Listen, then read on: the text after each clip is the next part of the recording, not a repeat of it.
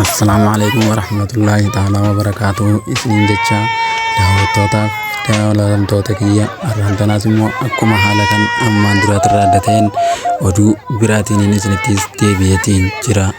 Garuutuu immoo taateen kun taatee nama ajaa'ibsiisuu fi akkaan garaa nama nyaatudha.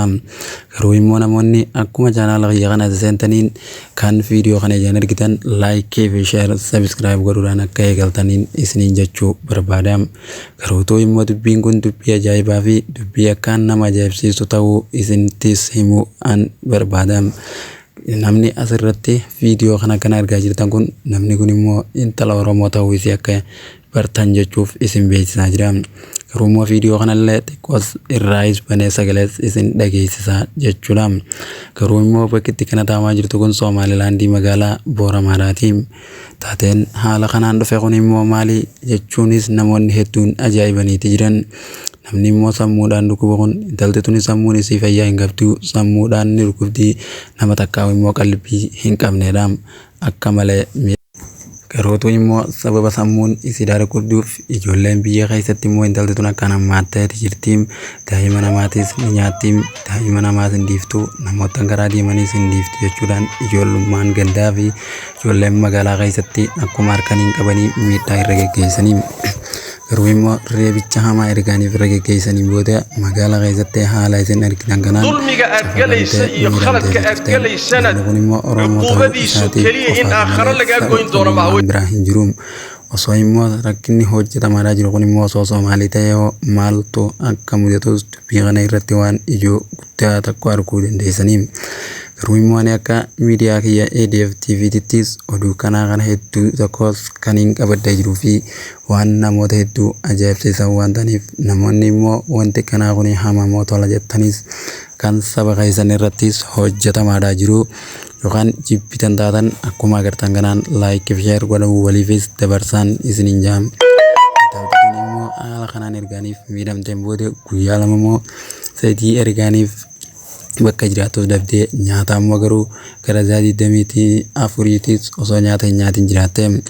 Miidhaa isiidhaa kana irraa gaafa ni geessii kana ijoolleen tumtee miidheen booda fuudhanii mana hakimaa ergaaniif geessaniin boodaas eegasiis deebi'anii immoo hakimoonni biyyattiitii fi hundaa'uu dubbiin akkaan isaan dhibdeem. Hakimniinis gaafaaniif isii biyyattii geessan viidiyoowwan guutuu gadi baasanii dubbatan. Garuutuu dubbiin kun immoo waan nutti tolu miti, waan nurraayis hammaatu waan ta'eef akkaaniif dhaaban jechuullee gaafachaatii turan. Garuu immoo haalaanis haa gaafatan malee ilmi namaa tokko immoo kan nama miidheeti jira, kan miidhameeti jira waan ta'eef garuutuu immoo mirgi namaa eegamuu dhabuun namni kun immoo nama qalbii hin qabne waan ta'eef haala kana keessa galuun ajaa'ibsiifame. Biyya keessattis erga saniitiif isaa kamaas geessanii ergaaniif wallaadhaan taatee ajaa'ibsiisuu fi taatee hamaa kan ta'etu isiis mudatee ture. Viidiyoowwan akkanaatiin kan jiranis hedduu irraa ammaas viidiyoo tokko qabaddan isinittis deebi'eetiin jira, daawwadhaan isiniin jaam. Obboleettiin teenyatun immoo akkuma ammaan tana nu birattis argaa jirtaniif hojiirra hojii hamtuu hojjechaatiin jira jechuun rakkoo hamtuu himachaatii jirti. Garuu immoo akka isiin fuula miidiyaa isii irratti ibsitettis nyaataa fi jireenya isiitiifis kan yaaddeessu ta'uudhaas dubbattee jirti.